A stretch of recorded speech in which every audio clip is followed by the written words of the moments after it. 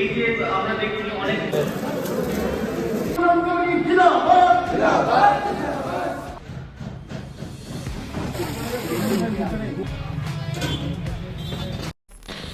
তো হ্যালো বন্ধুরা, তোমরা সবাই কেমন আছো? আশা করি সবাই অনেক ভালো আছো। তো আজকে আমি চলে আসছি একটা নতুন ব্লগ।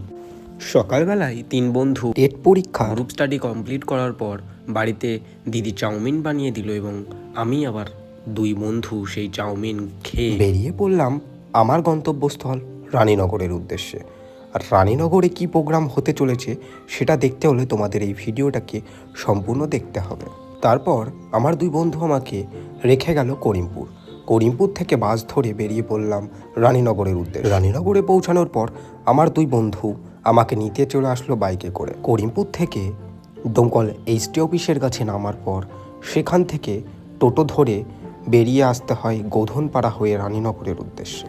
তো আজকে আমরা চলে এসেছি পঞ্চায়েত সমিতিতে। আর পঞ্চায়েত সমিতিতে আসার কারণ হচ্ছে আমরা যে প্যারামেডিক্যাল কোর্স করি এখানে হসপিটালের, তো সেই প্যারামেডিক্যাল কোর্সের একটা কনফারেন্স ছিল এখানে আজকে। তো এই কনফারেন্সে উপস্থিত ছিলেন প্রচুর ভিআইপি গেস্ট। তো তোমরা দেখতে থাকো ভিআইপি গেস্ট কে কে এখানে এসেছিলেন। প্রচুর ডাক্তার এবং প্রচুর পুলিশ এবং অনেক উচ্চপদস্থ ব্যক্তি যারা এখানে উপস্থিত ছিলেন তাদের সঙ্গে আমি তোমাদের পরিচয় করাতে চলেছি।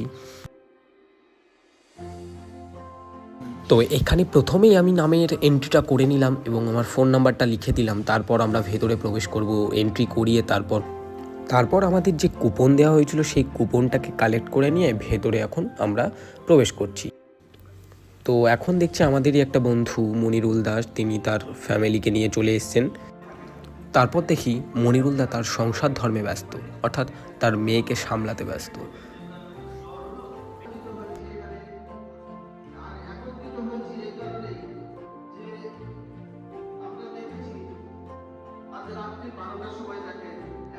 ইতিমধ্যে মঞ্চে উপস্থিত হয়েছেন ডাক্তার ফায়াজ খান, হাড় ও শিরা বিশেষজ্ঞ একজন ডাক্তার। তিনি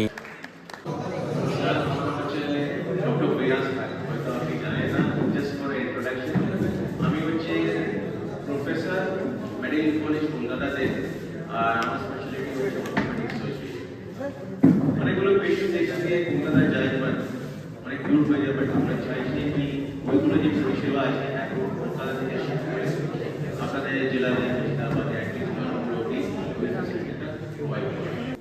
এখন মঞ্চে উপস্থিত হয়েছেন আমাদের রানীনগর 2 ব্লকের জয়েন্ট বিডিও, তাকে আমরা বরণ করে নিচ্ছি।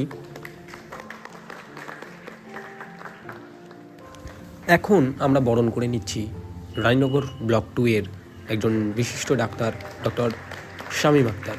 তিনি একজন BMOH।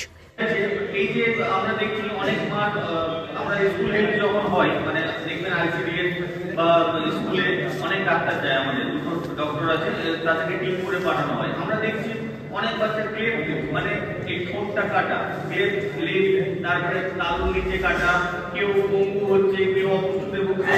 এগুলো যখন আমরা অ্যানালাইসিস করছি তখন দেখতে পাচ্ছি যে আমরা সরকার থেকে যে আয়রন ও ক্যালসিয়ামটা দিচ্ছি, সেই আয়রন ক্যালসিয়াম মাত্রা দিচ্ছে ঠিকই, কিন্তু খাচ্ছে না।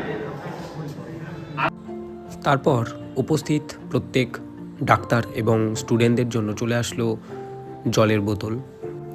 তারপর আমাদের কাছে চলে আসলো লাঞ্চের 1টি করে কুপন এবং ডক্টর ফায়াজ খানের পক্ষ থেকে গিফটেড 1টি করে ব্যাগ।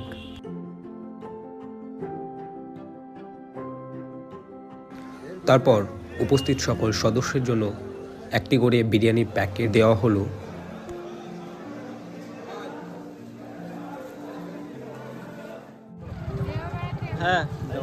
এবার আমরা রওনা দিলাম বাড়ির উদ্দেশ্যে। হাই গাইস, এখানে আমাদের কনফারেন্স শেষ হলো। সুষ্ঠুভাবে কনফারেন্স শেষ করার পর রওনা দিলাম বাড়ির উদ্দেশ্যে। তারপর হঠাৎ রাস্তার মধ্যে খিদে পেয়ে যায়, যার কারণে আমরা সিদ্ধান্ত নিই যে আমরা এখানেই খেয়ে তারপর বেরিয়ে পড়বো বাড়ির উদ্দেশ্যে। খাওয়া দাওয়া শেষ করার পর টোটো ধরে বেরিয়ে পড়লাম পরবর্তী গন্তব্যস্থল এইচডি অফিসের মোড়। এইচডি অফিসে পৌঁছানোর পর অপেক্ষা করলাম করিমপুর যাত্রীগামী বাসের জন্য। করিমপুরে পৌঁছানোর পর হঠাৎ দেখি আমার 2 বন্ধু আমাকে নিতে এসেছে, কেননা তারা 2টো ফোন নেবে, তাই ফোন দেখতে যাওয়ার জন্য আমাকে নিতে এসেছে। কোনটা নিবে, কোনটা অতনু? আমি তো ভাবছি এটা আইফোন। অবশেষে আমার বন্ধু স্বাধীন সে সিদ্ধান্ত নিল সে আইফোন 13 নেবে।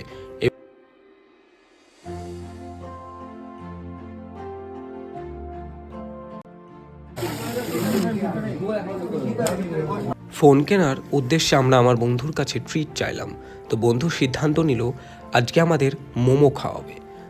করিমপুর পান্নাদেবী কলেজের ঠিক পাশেই এই কাকুর দোকান, তোমরা চাইলে এই মোমো খেতে পারো। কাকুর দোকানের মোমো খেতে বেশ ভালোই লাগে। হ্যাঁ ভালো।